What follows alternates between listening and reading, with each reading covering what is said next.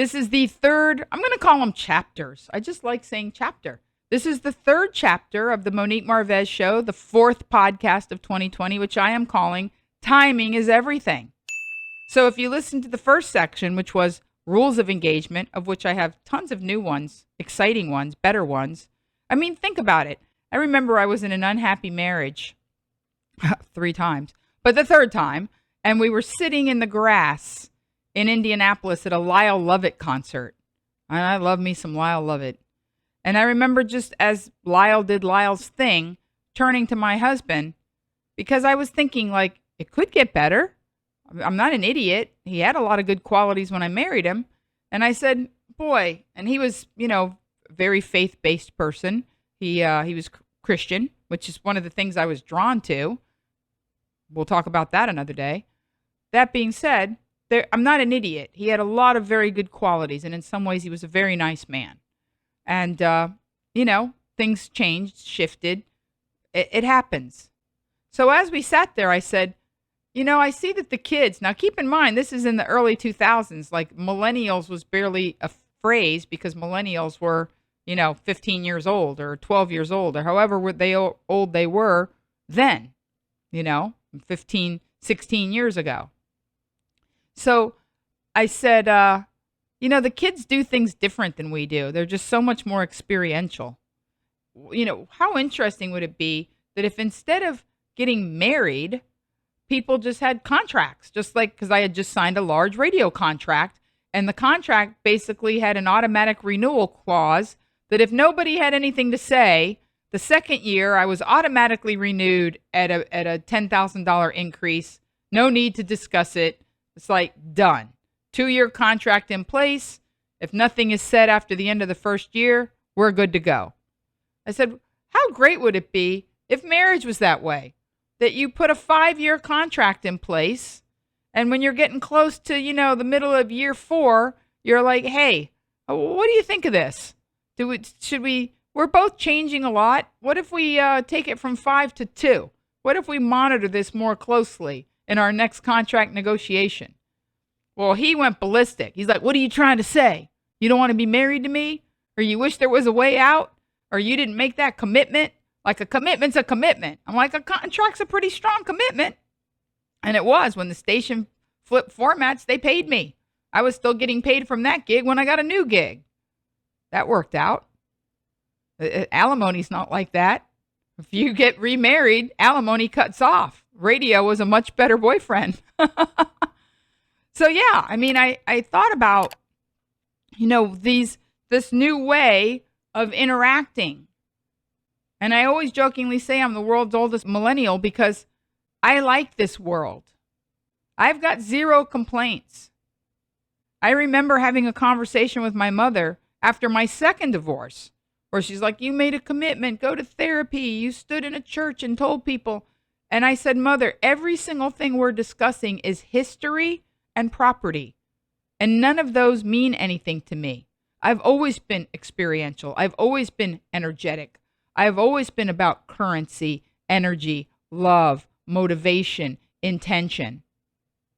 Because as I sit here having a wonderful life in the middle of chaos, I don't worry, because worry is praying for what you don't want. I don't worry about things.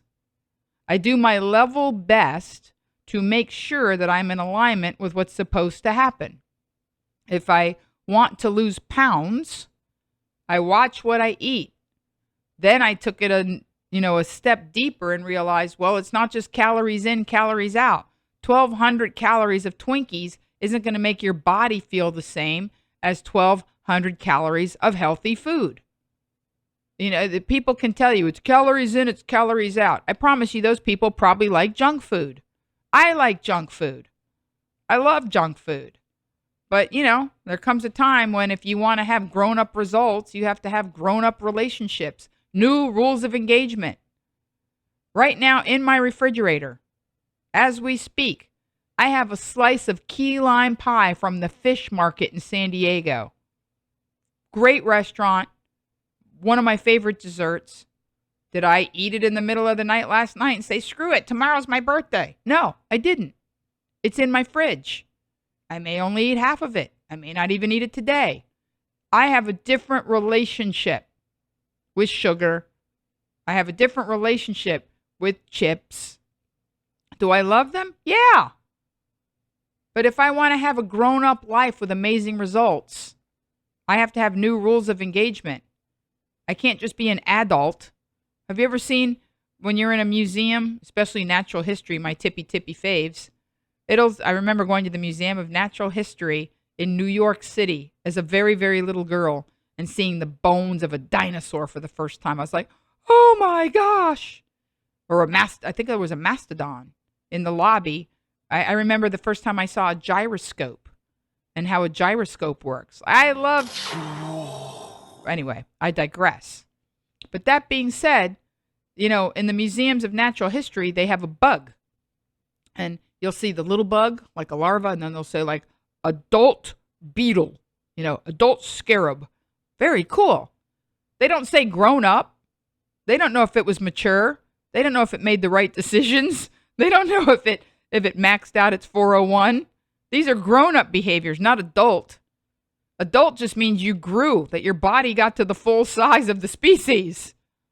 I've been an adult for a lot of years. I haven't been a grown-up for as many. And it doesn't mean the end of fun. To the contrary, I'm having better fun because I'm having the kind of fun that you can enjoy way down deep. And when you stop having it, there's no residual. There's no guilt. There's no aftershocks. Earthquakes have aftershocks. When I was young, I had earthquake good times. And then I had the aftershocks. Oh my God, I'm dating you? How did that happen? We were only supposed to have fun for like 4 days. You're still here? I wish these were jokes, as I'm very fond of saying in my act.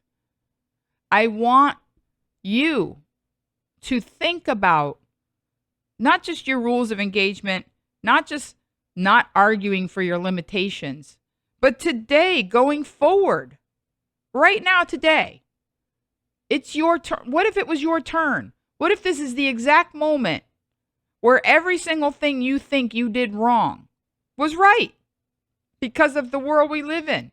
I jokingly remember a quote from Mr. Spock. In the insane world, the sane man appears insane. Think about that. And it was actually quoted in a really funny send-up of the early 80s called Serial with Martin Mull. But the upshot is that I've said this many times in my corporate Zooms, that I'm getting paid a very decent wage for a very short amount of time, and I'm not even wearing shoes. That everything I thought I'd done wrong, I quote unquote failed at radio. There just wasn't a place for me. I never got back on drive time. I never had another billboard. I never had another 6-figure contract, 7-figure like I had in San Diego. I dated him. He loved me. It wound down. He broke up with me. Guess what? Those skill sets are serving me way better self-taping for performances and for shows and potential, major television shows on cable, on Netflix. I wouldn't have known how to be alone in a studio and be engaging by myself. And the Zoom shows, I jokingly say, thank goodness I'm not still married. How long can you dodge somebody and tell them you have a headache when you're on lockdown in a house with aspirin? Thank goodness. I can't even imagine what's going to happen. I don't even know how many people are going to get divorced after this. I am grateful that I'm not married. I'm grateful that I have 3 beautiful nieces and I have time to spend with them, including a baby. I have a little baby in my life because that's the way the world works. My 50-year-old brother has a baby. I don't, but he does, and he shares it with me. But guess what? I don't have to put on a hazmat suit and go out and buy food for them. I go buy dog food for my dog. Much easier. I don't have a daughter in her first semester of college who was so excited about the college experience and is now so majorly bummed because her graduation was, online, virtual. And now she's doing her first semester of college online. Now, these are small. You're probably thinking, well, Monique, that's short-sighted and small thinking. Like, I've had 15 wonderful years with my child and COVID's only been 6 months. I get that. It's a gross exaggeration of my position. I understand that. However, I have a lot of creative autonomy. And at the end of the day, I'm an artist. I am a writer performer.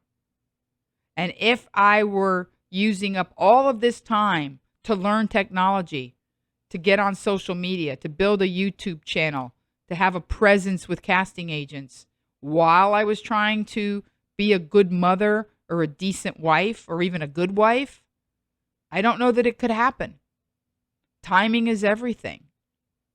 I feel like a lot of my, air quotes, comedy, the fact that I'm not political, I'm a patriot.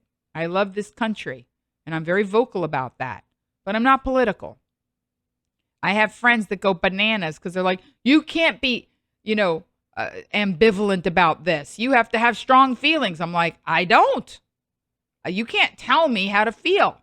I'm genuinely ambivalent. Man, that makes them bananas. Do I have strong feelings about when Ruth Bader Ginsburg died? Was I sad? Yes, of course. Tremendous blow. Amazing human being. But did I say, like, gone too soon? No, she was 87 and she'd had 3 different bouts of cancer. This was not a surprise. Was it sad? Yes. Was it a tragedy? Yes. Was it a surprise? Was it a blow? Yeah. No. Sorry. Sadness, yes. Shock and surprise, no. Upcoming election, I got to be honest with you. I think both candidates, as it gets down to the wire, are going to have to talk about nothing but how to reopen the country. Safely or unsafely, quickly. I think we're getting to the point where a lot of people are sitting around in their house going, yeah. I feel terrible about pedophilia, human trafficking, Black Lives Matters. Yes, this is all horrible. Breonna Taylor, I'll say her name all day long. Just let me know when I can get a pedicure indoors. That's what I need to know. It's a shame. Or maybe it isn't. But it is always the macro and the micro, your experience.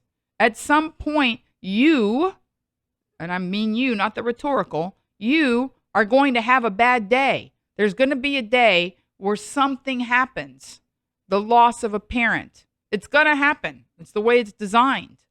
You're going to have the dark night of your soul. Right now, a lot of people are having it en masse. So in a weird way, there's kind of comfort in having everybody be able to relate to, I'm out of a job. I don't know when when comedy clubs are going to reopen, or, I happen to be Latina. I happen to have had family members of mine that were persecuted, that once they got on the wrong side of the law for a pot charge in the 70s, had a very horrible time getting back on the right side and never completely got all 4 wheels on the asphalt. And they now even say, like, every single thing that was a tragedy and a harm is now legal and would not have been. But you know what? There was slavery less than 200 years ago. We are evolving as a species. We are changing. We are growing. Timing is everything. I like to believe in my soul that my particular brand of comedy and content is very good for the times. And the requests for my work are a reflection of that. Would I have loved a family? Why would I lie to you? You've given me your time. You've paid me attention. You've given me energy, currency. You've given me something. I owe you honesty. I would have loved a family. I would have loved a loving husband. This was not plan A or even B. However, it was what it was. I've ridden the horse in the direction that it's going and continue to. And I'm joyful about it. I don't have regrets about it. I don't argue for my limitations. I don't look back and say, I wish, or it should have. No, right here, right now, because of my intention, because I intended to use this chaos to my advantage. I didn't even know what that was going to look like. I had no idea that I would go from no YouTube channel to 4,200 subscribers that are willing to sit and watch a long form video on Saturday nights and blow through. I think I blew through the necessary 4,000 hours of watch time to get my AdSense in like a month. Thank you. Thank you for the 330s. Thank you for enjoying my now video podcast versus just audio. Thank you that I still have subscribers on ConnectPal.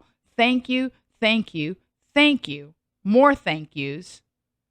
That as I continue to be in alignment with reality, as I continue to tell myself the truth and dig deeper and change and grow and look at my rules of engagement and stop arguing from my limitations and stop shrugging and go, well, that's just the way it's always been.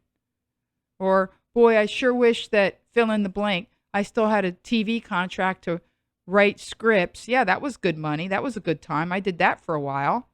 You know, did I succeed? Did I get a pilot on the air? No. Did I learn a lot? Is there still time ahead? Absolutely.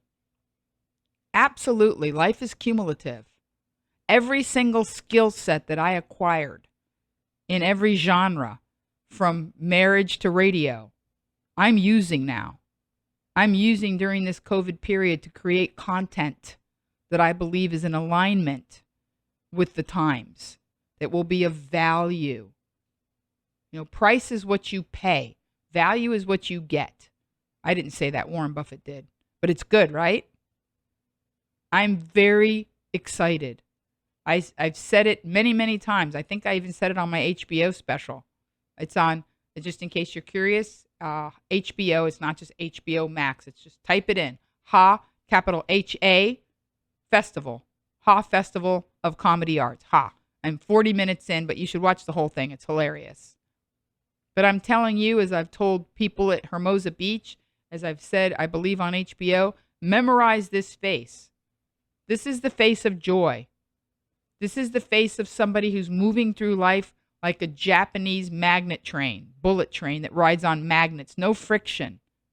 I'm not hung up on anything.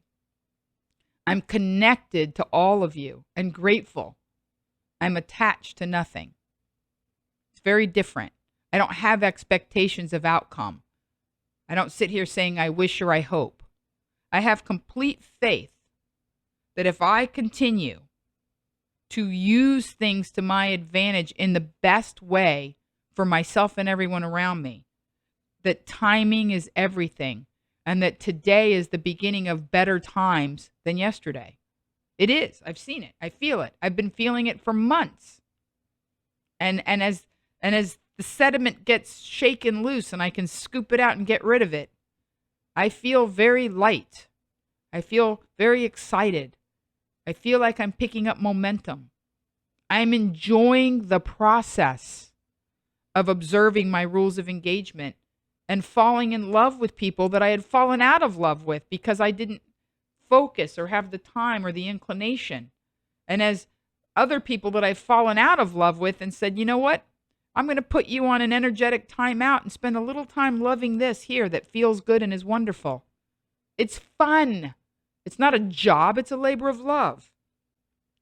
As I stalk myself and don't argue for my limitations and catch myself before I say, well, that's the way, blah, blah. No. Nothing has always been anything before right now. These are bizarro times. Nothing is like this. Nothing is like COVID. Nothing is, in my lifetime, there's never been a global shutdown where we have electrifyingly fast social media. Never happened before right now.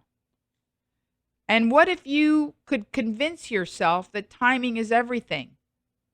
And that maybe this is your time, it's your turn to do the things that make you happy and optimize your experience here and now on this earth with me. What about that? Okay, I hope you liked Timing is Everything, the Monique Marvez Show. Signing off as I always do. Love hard, forgive harder, and get as happy as you can as fast as you can.